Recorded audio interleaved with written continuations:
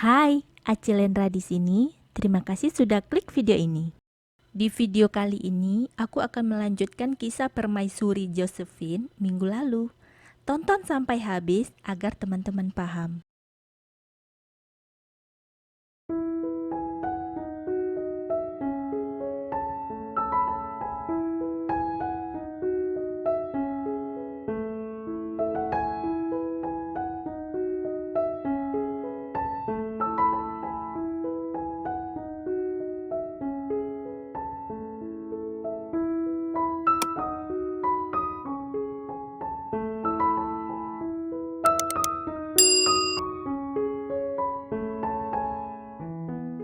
Sebelum kita lanjutkan kisahnya, yuk kita rangkum kembali kisah Josephine dari awal bertemu Napoleon. Josephine menemui Napoleon pertama kali karena meminta pedang sang mantan suami, karena menganggap pedang itu pusaka keluarga. Saat pertemuan pertama, Napoleon jatuh cinta kepada Josephine, dan 3 bulan setelah itu mereka pun menikah. Karena kegilaan Josephine pada mawar, Josephine membangun sebuah rumah beserta taman yang sangat luas yang diberi nama Taman Malmaison.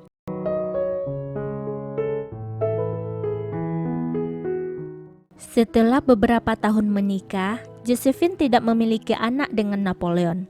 Sementara Napoleon yang masih sangat mencintai Josephine mulai berpikir tentang kemungkinan perceraian. Pada bulan November tahun 1809, Napoleon memberitahu Josephine bahwa demi kepentingan Prancis, dia harus menemukan seorang istri yang dapat menghasilkan ahli waris. Meskipun marah, Josephine menyetujui perceraian tersebut. Pada bulan Maret tahun 1810, Napoleon menikahi Mary Louise dari Austria.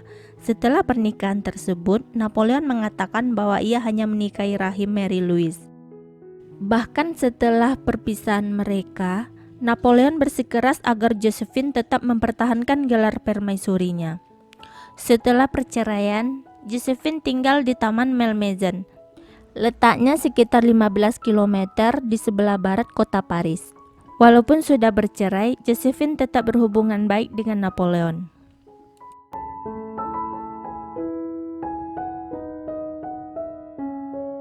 Napoleon memerintah selama 10 tahun, yaitu dari tahun 1804 sampai 1814.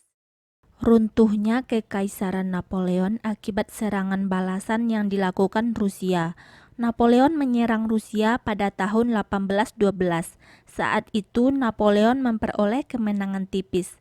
Pada tahun 1814, Rusia membentuk sekutu bersama Austria dan Prusia. Sehingga pada tanggal 12 Aprilnya, Napoleon turun tahta. Pasukan sekutu mengalahkan pasukan Napoleon dan menduduki kota Paris. Napoleon dibuang ke pengasingan di Pulau Elba.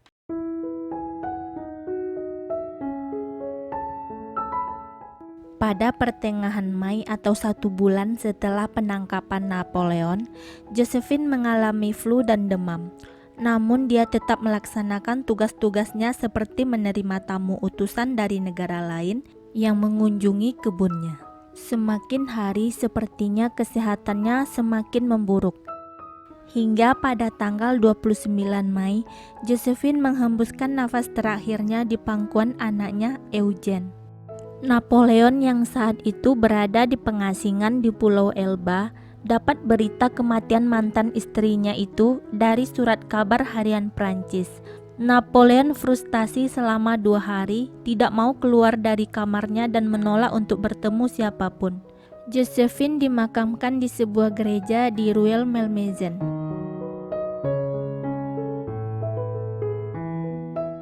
Menurut catatan orang Inggris yang bernama Sir William Stevenson yang mengunjungi Taman Malmaison pada tahun 1816 atau 2 tahun setelah kematian Josephine, rumah dan Taman Malmaison adalah rumah favorit permaisuri Josephine. Dia menuliskan rumah dan Taman Malmaison adalah anugerah untuk Inggris dan Prancis. Maksudnya dengan mengenyampingkan peperangan yang terjadi antara Inggris dan Prancis. Kesan Stevenson terhadap Malmaison sangat luar biasa. Stevenson menjelaskan secara rinci tanaman serta hal-hal yang dia lihat di Malmaison, seperti sungai-sungai yang di pinggirnya ditanami berbagai jenis mawar, air terjun yang keluar dari goa batu, dan beberapa rumah kaca untuk tanaman. Menurut keterangan mantan pelayannya, Permaisuri Josephine sangat baik dan selalu berlaku sopan pada para pelayannya. Josephine mempunyai pengetahuan botani yang sangat luar biasa. Dia mampu menghafal nama-nama tanaman langka yang ada di sana. Saat dia bepergian, maka dia akan menulis surat pada pelayannya untuk memastikan mawarnya disiram dengan baik. Rutinitasnya semenjak berpisah dengan Napoleon, dia selalu mengelilingi Taman Malmaison bersama dayangnya, lalu menjelaskan nama-nama tanaman yang dia temui. Begitu setiap kalinya hingga membuat para pelayannya bosan dan mengantuk.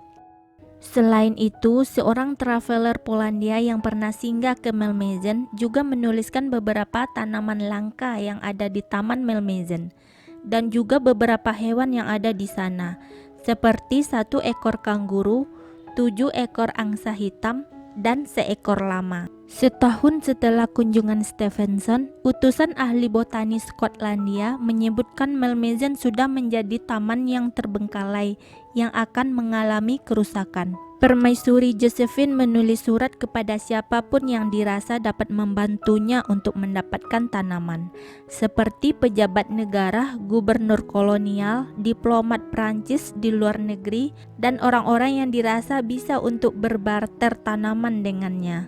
Josephine bukanlah orang yang membiarkan politik menghalanginya untuk mendapatkan tanaman.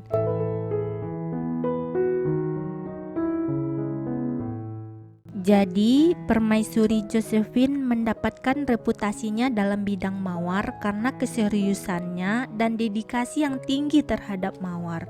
Beberapa tahun setelah kematian Josephine, diterbitkanlah sebuah buku yang berjudul Les Roses, karya Pierre-Joseph Redaud, sebagai bentuk perayaan kecintaan Josephine terhadap mawar. Isinya juga mencakup spesies mawar dari Tiongkok. Mawar dari Tiongkok datang melalui tangan Inggris atau juga dari pos-pos Perancis di luar negeri. Teman-teman sadar nggak sih, di sini kebanyakan mawar Tiongkok banyak ditemukan pada tahun 1800-an. Sebenarnya bukan ditemukan di Tiongkok pada tahun 1800-an tersebut, melainkan saat itulah Inggris dan Prancis gencar mencari mawar-mawar dari Asia dan dibawa ke Inggris dan Prancis. Ditemukan di sini maksudnya ditemukan oleh Inggris dan Prancis, tapi sudah tumbuh di Asia sejak lama.